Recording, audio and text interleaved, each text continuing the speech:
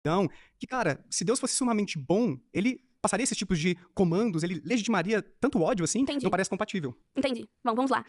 O primeiro erro do cristão é entender que a Bíblia é só um livro de regras e práticas da fé. A Bíblia ela também é uma contação da história, ela também é uma narrativa. E muitos desses episódios que a gente vê de sangue, de guerra, de tomada de territórios, são episódios que a gente vê no curso da história não só relacionado ao povo bíblico. Isso está relacionado com a cultura em si. E naquela época, para uma nação crescer, para uma nação prosperar, infelizmente ela tinha que recorrer a invasões, a guerras, a saques, enfim. Então a gente vê um relatório, uma revelação progressiva das escrituras que envolve a cultura. Esse é o primeiro ponto. O segundo ponto que eu acho interessante, realmente, tem críticas textuais e críticas textuais bem contundentes. Quando eu tava no seminário, teve umas que também me fez balançar. Sim. Mas quando você vai estudar sobre a crítica textual, nenhuma delas, tem mais de 5.000 críticas textuais, nenhuma delas interfere na essência da doutrina em si. Então você pode pegar qualquer logia de dentro da teologia, nenhuma delas é mudada ou arrastada por uma crítica textual. A gente tem várias interpretações de um único texto, e a gente pode fazer discussões teológicas em volta disso e tudo bem. Mas essas interpretações, elas não necessariamente provêm dessas críticas textuais. E eu fico muito feliz que você não trouxe aquele argumento, não, porque a Bíblia foi escrita por homens. Realmente, a Bíblia foi escrita por homens. E várias tradições, enfim, escritos, passados por escritos e tudo mais. Então, pensando nisso, houve modificação? Com certeza, claro que houve. Isso é provado cientificamente que houve. Mas não houve modificação da doutrina. E é interessante porque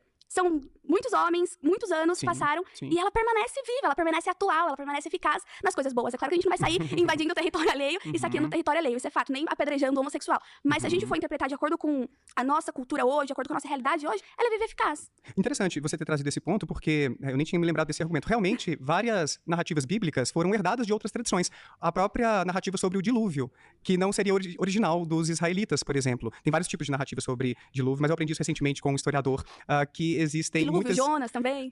Várias influências sobre céu e inferno, sobre reencarnação. O cristianismo não propôs tantas coisas originais assim. Não estou desmerecendo as coisas legais do cristianismo, porque eu sei que existem, por exemplo, amar o próximo, tem coisas bacanas ali, mas não quer dizer que seja original. A gente encontra vários comandos amorosos assim no hinduísmo, que talvez seja a religião mais antiga do mundo ainda existente. Isso a teologia chama de graça comum. Graça comum.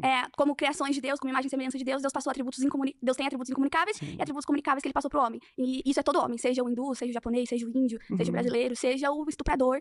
Ele tem aspectos que a graça comum se manifesta nele. Legal. Agora, eu queria voltar num ponto que você trouxe, que eu achei bem interessante e ao mesmo tempo problemático. Você disse assim, a gente fica com as partes boas e deixa pra trás as partes ruins, não é assim, não? Não, a gente não tira as partes ruins de forma alguma, a gente entende elas. Mas como é que você diferencia aquilo que fazia sentido lá atrás e o que a gente tem que aplicar agora? Por exemplo, a questão da homofobia, que infelizmente a gente vê mais entre os cristãos, por conta de passagens bíblicas no Antigo e no Novo Testamento, testamentos que legitimam esse tipo, pelo menos, se não trata mal, pelo menos a ideia de que a pessoa está em pecado, que já é muito ruim, porque os LGBT sofrem muito com a ideia de que eles estão fazendo algo abominável aos olhos de Deus, isso é muito triste. Posso dar um exemplo mais Como real? é que você diferencia, então? Por que a questão da sexualidade, quando a gente pensa nos LGBTs, não foi deixada pra trás, gente? Não, isso aí é de outro tempo, agora a gente tem que ter um olhar mais amoroso e Deus não é mais LGBT-fóbico. Perfeito. A gente pode estender aqui a discussão do LGBT, não tem problema nenhum com isso. Mas a gente vê no curso da Palavra de Deus que algumas regras, algumas normas foram instituídas para que a humanidade se